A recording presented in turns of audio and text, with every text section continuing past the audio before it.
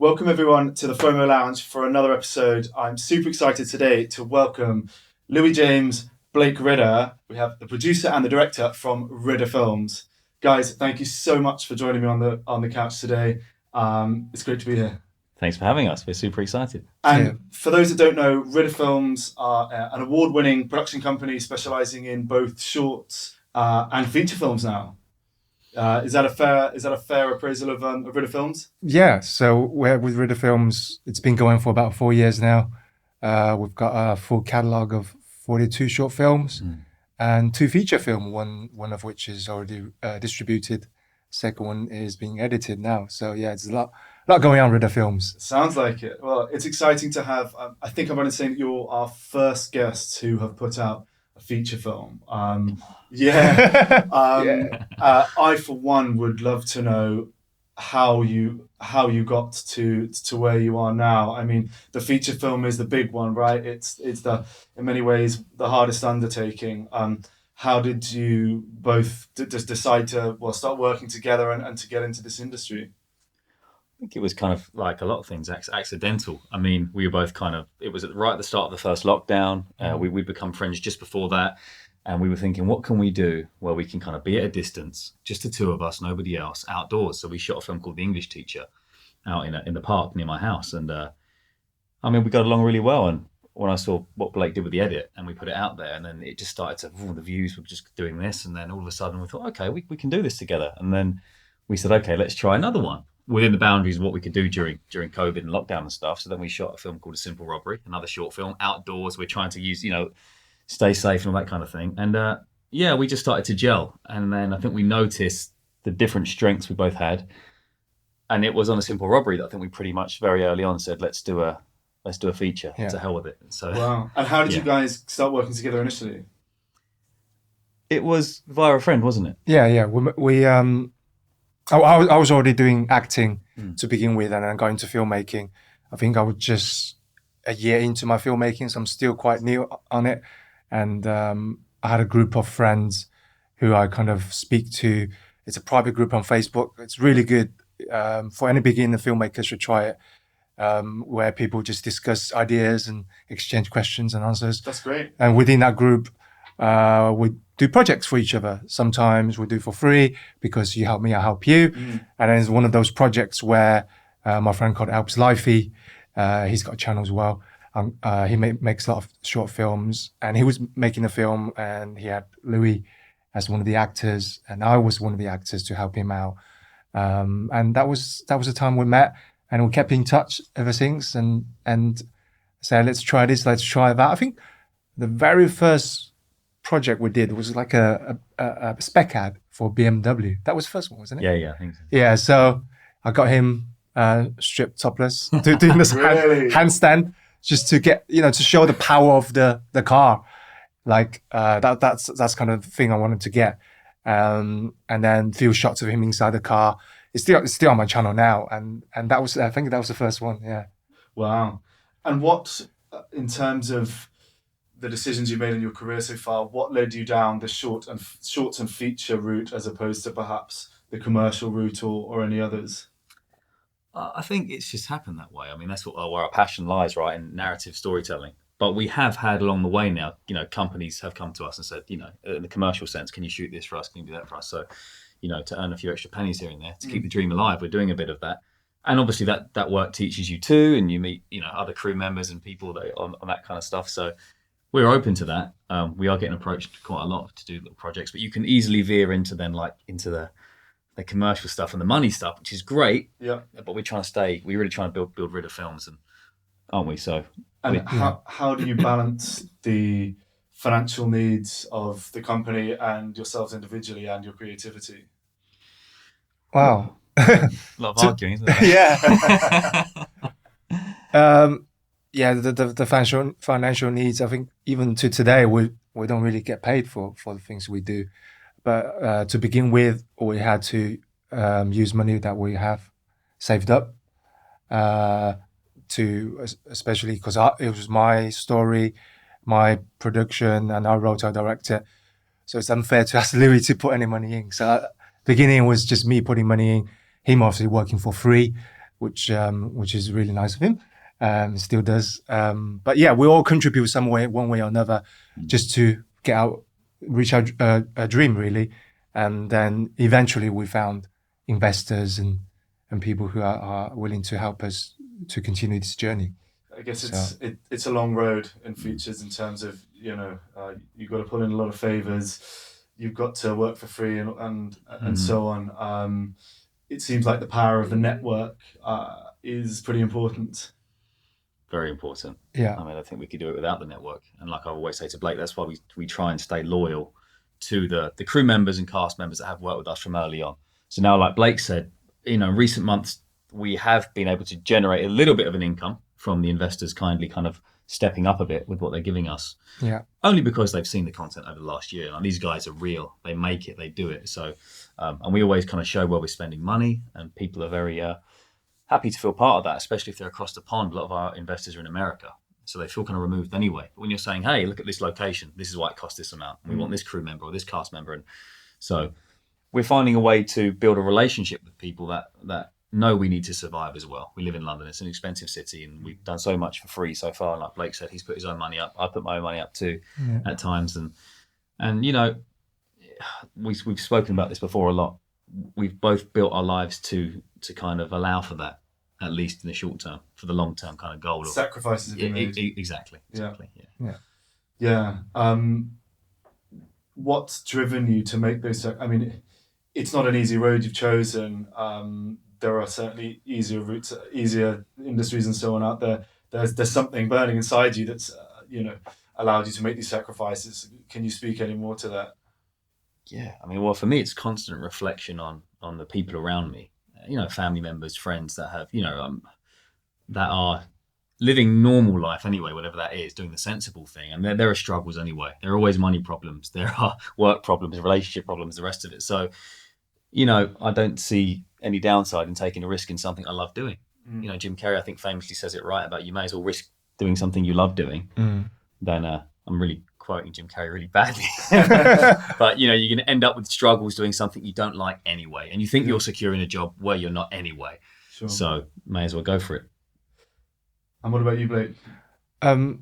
For me, I get bored quite easily in things I do. So with life, if there's no a specific aim, I start to just feel a little bit down and not enjoying life, and that's not the way to go about having a very short life as we have humans. So such a short spectrum in a big, massive universe. So I thought, what keeps me happy is making films, and I'm sort of getting addicted. It's kind of addiction, if you like. And when I do films, it makes me happy, and then when I'm not making films, I feel down. So it's kind of a good addiction, if you like. What's the part of the process that is most appealing? Is it the storytelling? Is it the opportunity to leave a legacy of some sort, or something else? Yeah, everything, all above really, but mostly is just I love telling stories and show people on screen and give them that reaction of happy, sad, fear. When I see that reaction, and it just satisfies me. I think that's the kick I like. Gotcha. It's that impact on the emotions. And Lou, for you started in acting as well, and you crossed over to the other side of the camera. What made that transition? What pulled you in that direction? I think at heart I still am an actor. We had this chat earlier today, and we'll do something else to further our dreams. So I'm an actor. That's what I see myself as. And the producing kind of happened by mistake, because as an actor I wanted to further what I was, the content I was getting to work on, the stories, the directors, the work, and I was doing so much. I was waiting for so long on little theatre roles. I started in the theatre, and I was going around the Fringe Theatre doing jobs forever and all the rest of it. And you always meet someone that's doing something and never happens, doing something and never happens. And when I met Blake, and I just saw, after probably about 10 years of flip-flopping around in acting, I realised this guy, he means it like me. So the pair of us came together, and I thought, okay, I can at least control my destiny in some way as an actor. Right. And there's no shame in that. I think a lot of people have this thing where, like, no, I'll wait by the phone and I'm an actor and I'll only take on roles that are real acting jobs. And, you can watch your life go by as a performer doing that. So I like having the control with Blake, picking and choosing roles, and him pushing me outside of my comfort zone all the time anyway. So I still am an actor. It's a funny question to answer. I'm an actor producer, I guess, and sometimes I do just have the producer hat on. Our next film, I'm just solely the producer. Yeah. I'm not in it at all, so there is fun in that too. I learn from that, and I learn about acting still from being on that side, and it feeds the performer in me being a producer. So is there an element? I wonder. A lot of people we've had on the show so far, there's always a tentativeness about staking a claim to their profession. Like some people say, "Oh, I don't, I'm not ready to call myself a DOP yet. I'm an aspiring DP, or whatever it might be." And it's strange that you're sticking behind your acting kind of background, but perhaps not your filmmaking one. I always wondered that even though you put a load of content out there, you've made a load of films, you've won awards, it's like, are you still a little bit hesitant to stake that claim? I think it's just that imposter syndrome you get. Yeah. Like even if I see a lot of famous actors interviewed, and even then they still say like, I feel like when are they going to find me out? Like, Right.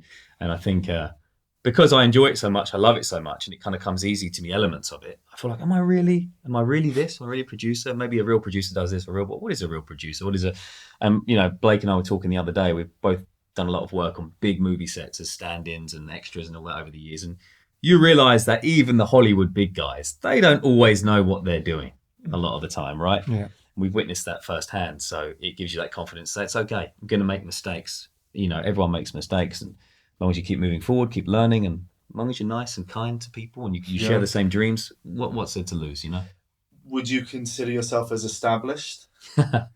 It depends on who I'm talking to, right?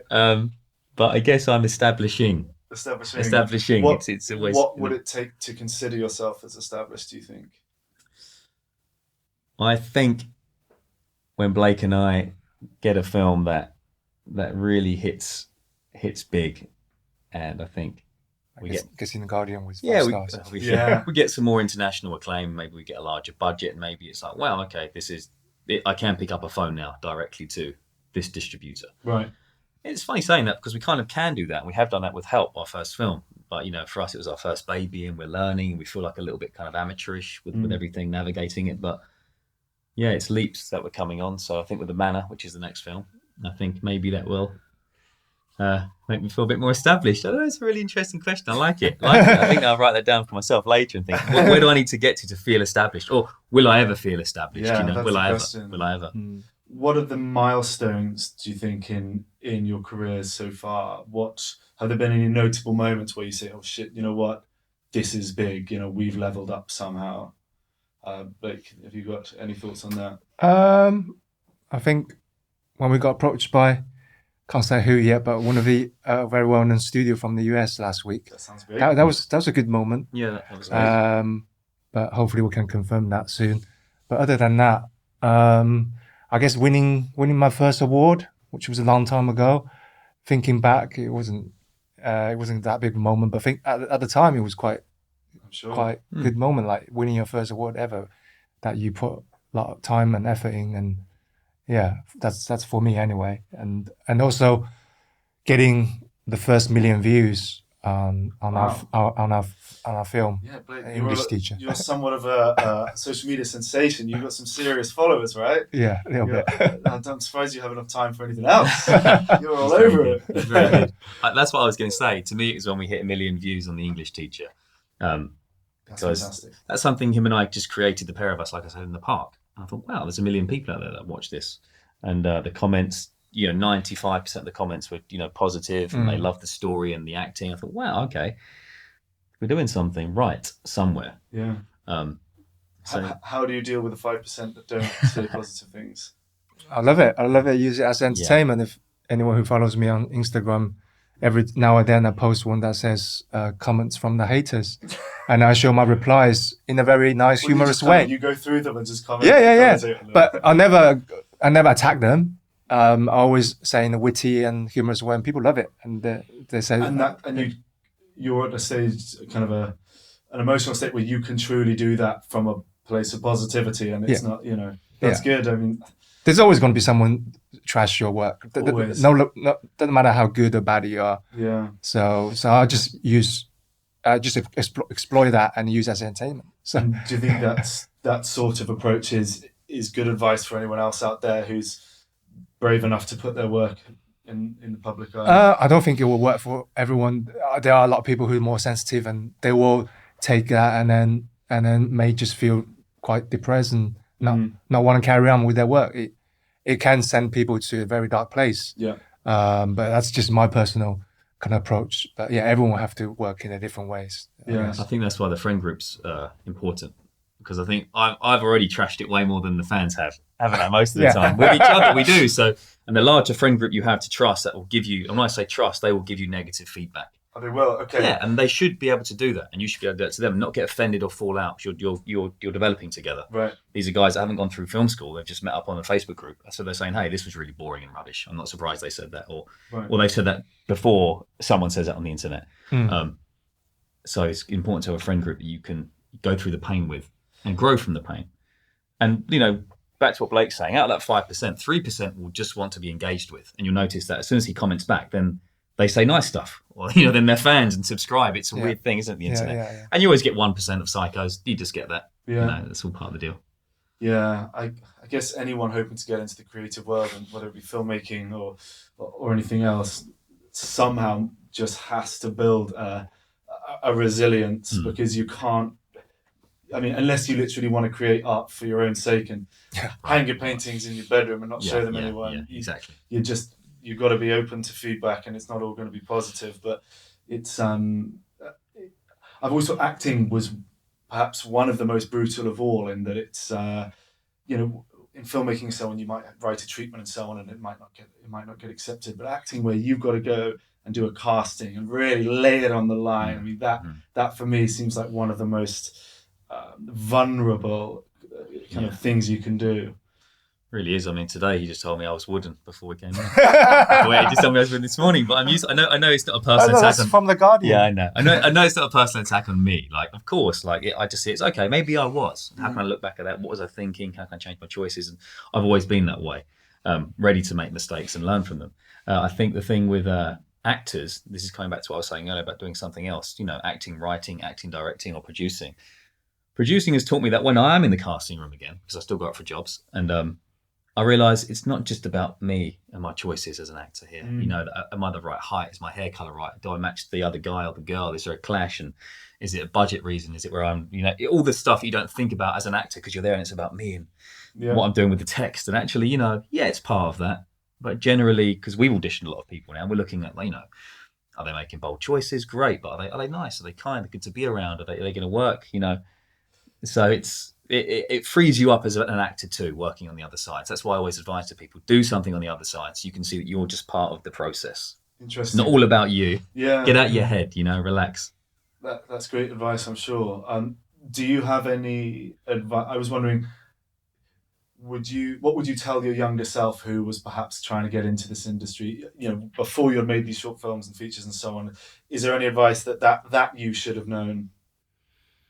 Well, there's a lot. There's an awful lot, isn't there? Yeah. I mean, just quickly to add what Louis said earlier. I've heard someone said once, if you go for audition and stuff, don't think about, like he said, it's about you, or get the lines right, get the role right. Think about from their perspective, you solving the problem for them. They have a problem where they can't find someone for their film, and you are the solution, right?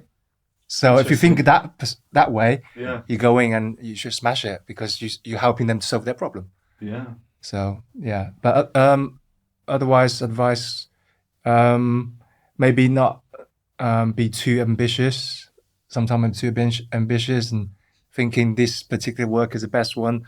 I want to spend a lot of money on it, which I shouldn't have. Some of the projects, we've spent quite a lot of money on a few previous projects that now looking back, probably wouldn't be worth with that kind of Just Do you think you could have had you wouldn't have given up much quality by perhaps downscaling the financial element of it a bit, but you would have got the same learnings from it, perhaps? I think it's the same advice I give to guys that when they're younger and they're working out, trying to get into shape, right? It's like, start small and stay consistent. If you're doing nothing right now, don't go and get a crazy gym program, crazy supplements and all this business. Just, hey, do some press ups, do some pull ups and eat a bit healthier. That's it. That'll keep you, do that for a few months, see how you do. And you'll see massive improvement. And then you can start adding things. I think people in the film world, they're like, right, as you know, it's my first film. I'm going to go and rent an Harry and I'm going to get this location. And they go crazy and they're not ready for that yet. There's always the anomaly that does, boom, do that. But for most of us, take the time to learn, take the time to make mistakes, to realise it's going to be 5 or 10 year kind of plan, maybe longer. So be in it for the long game. So that should relax people a lot more, because I think a lot of people graduate drama school or film school and they're thinking, right, this is 6 months, I'm going to be on the stage, I'm going to be in a film, and it can break people. You got to realize, hey, okay, what if this takes me 5 years? How can I structure my life?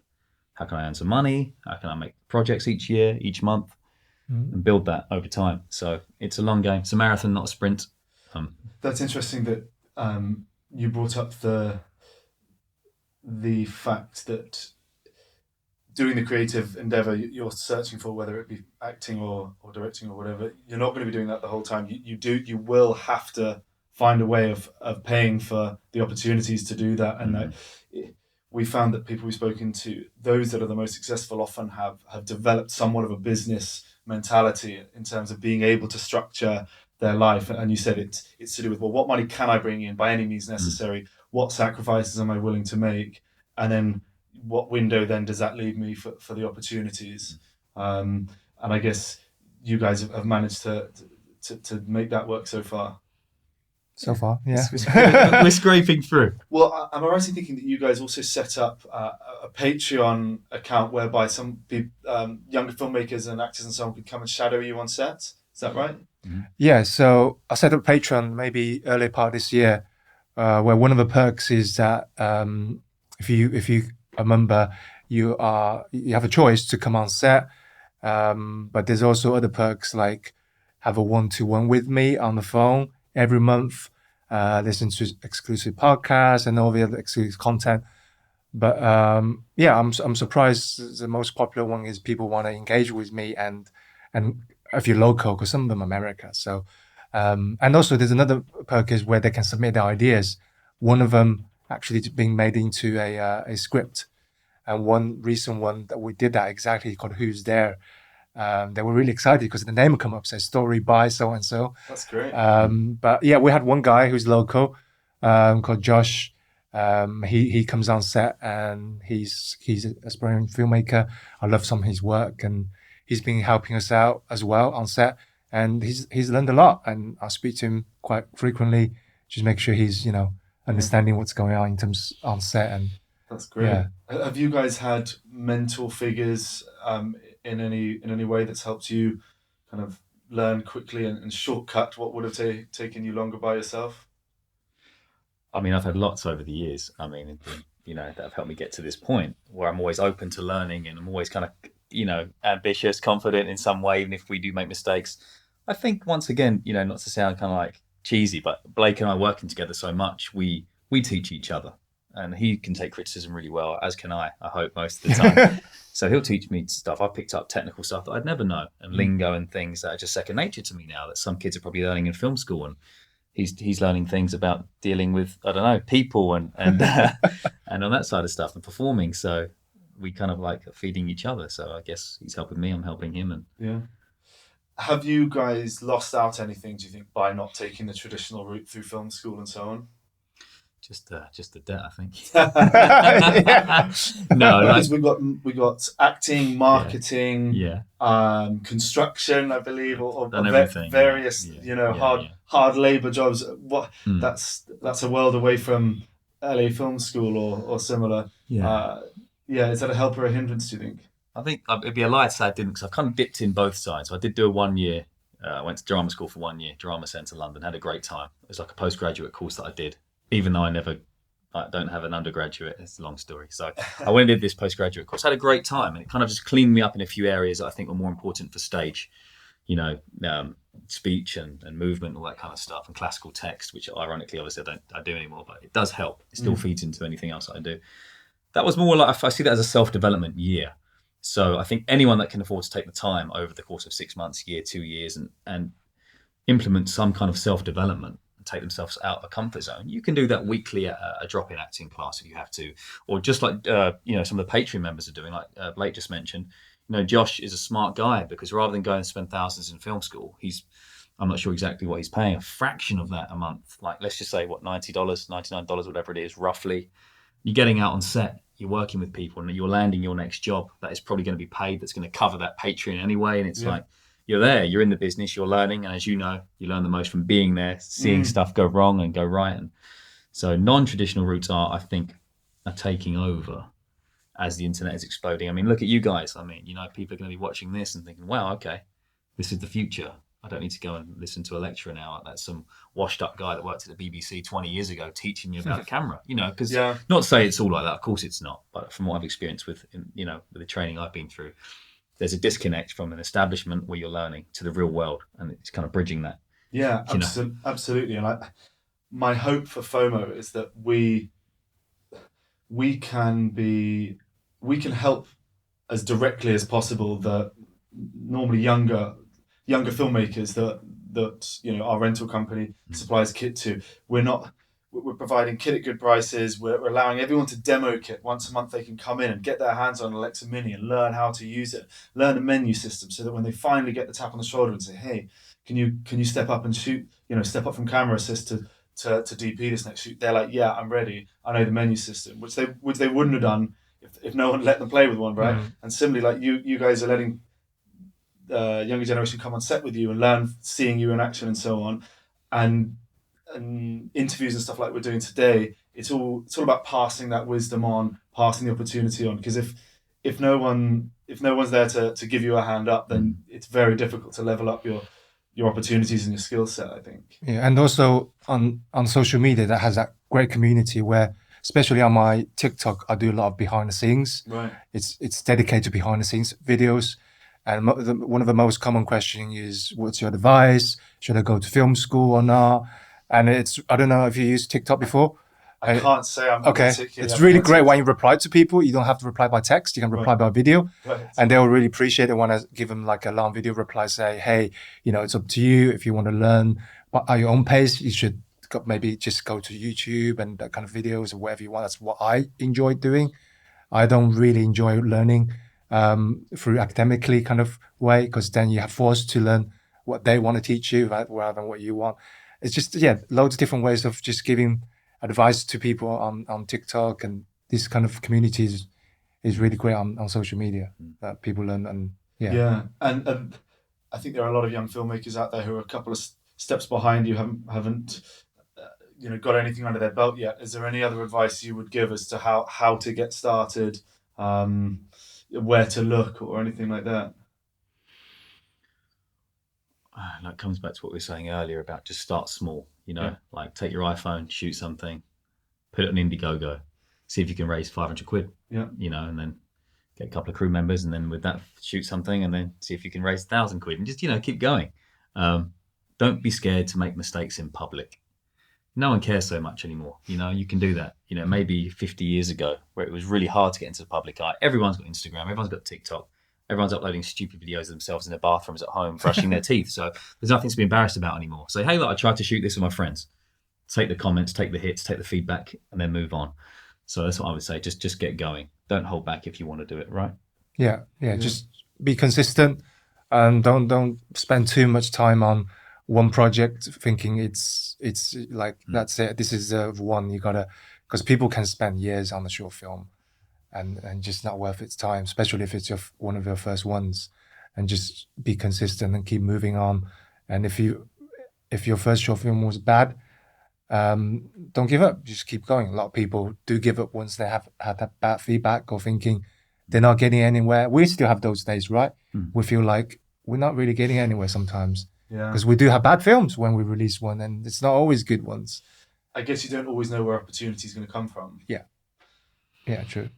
Like I said to you the other day, like whatever happens, this is a reflection thing again. And whatever happens, let's have a good time. What we're doing, we enjoy stuff like this, coming out to meet you, work with you guys, and what a life we're living. What a blessed life in some way. So as long as we're having fun, we're making some kind of content, we're getting better, we're learning. Yeah. It's kind of a dream set up anyway. There's people out there with such hardship in the world, and we're just having a ball.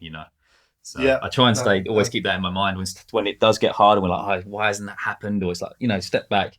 We're making movies, having fun. We're surviving. We're healthy. It's all good, That's good advice. I think things get pretty stressful in like whether it be the commercial side of filmmaking or short and narrative feature films and so on. Tensions are always high on set. I don't know what it is. Like there's just budgets are stretched. The day, time, the money, hours, everyone's working long hours, and you're trying to fit often too much in a day. And sometimes it's difficult to remember that actually, this is great. We're getting an opportunity to be creative and to do the things we love. It's easy to get caught That's up why in it's good to have social- something to anchor you, like another job, like where you go and do some, fencing once a week with your brother-in-law or something. So when your hands are dirty and cut and you're cutting through roots in the ground, you think, it's not so bad. When I was working on the 11th, 12th hour the other night on set, I was cleaning, I was moving lights around, but, it wasn't too bad. It wasn't too bad. It was good people and it was okay. So you need something to keep you anchored.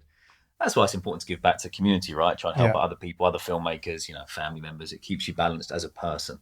Yeah. So that's important. Isn't there Tarantino? Does he not always say on the set? He says something like, "Why are we here? Because we love making movies." Yeah, I think every day. Yeah, you got to watch it. Yeah, you're right. Yeah. I think he says that in all his film sets. At the start, they'll say it. It's like. Yeah, that's good. I suppose it can get a bit cringe, but it's important to keep doing that stuff because people do get complacent, like you're saying. They start, dragging their feet around most of the time. When's the lunch? You want to get home, and that ironically happens on the bigger stuff that I've worked on and seen, where there's 300 people there. Yeah. Well, independent stuff, where there's maybe 20, 30 of us, you don't get that so much. People are there because they want to be, and there's a camaraderie. And I bet you guys spot the ones that are keen, and you spot the ones that drag their heels. And I'm pretty sure I know which ones come back to work with you again. Yeah, and you get feedback from other crew members and cast members that this is and of course there's a lot of gossip that goes on set as always, but you can see what people are really putting the work in because they love it, and you want to reward that in some way. So we always try to do that. Yeah, definitely. You really can see someone like some people surprise me how hard they work.